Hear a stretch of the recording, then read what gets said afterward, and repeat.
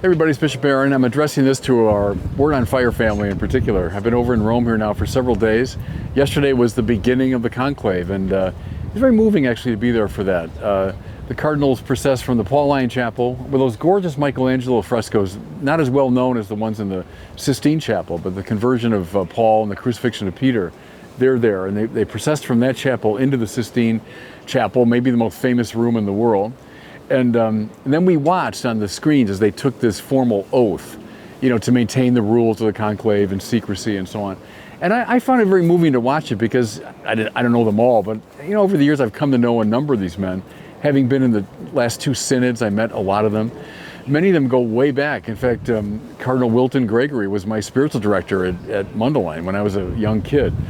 So anyway, I found that kind of moving to watch that whole process. And then in they went into conclave. The extra omnes, everybody out, the doors were closed. Cardinal Cantalamessa, who's been a great friend, of Word on Fire, we published several of his books. He preached to them. We don't know how long or what he said, but he preached to the cardinals. And then he exited, and they commenced voting. And so the thing started, 6:30, 7 maybe. We were thinking the smoke would arrive by 7:30 or so. It didn't happen until 9. As everybody expected, it was black smoke, because it never happens on the first ballot. They just kind of surface names, and probably someone kind of to the left, someone kind of to the right.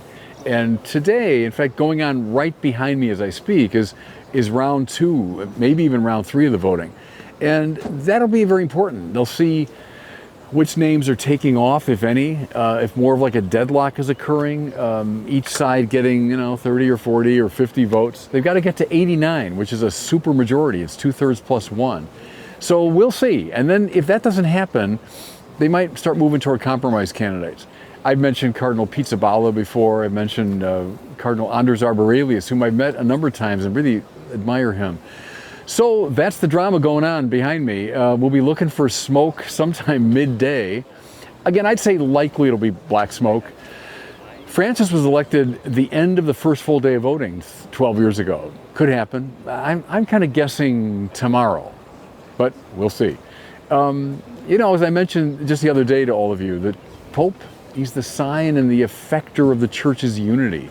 Successor of Peter, the rock. And so the Pope shouldn't be identified with a particular sect in the church, but he's the symbol of the church's unity.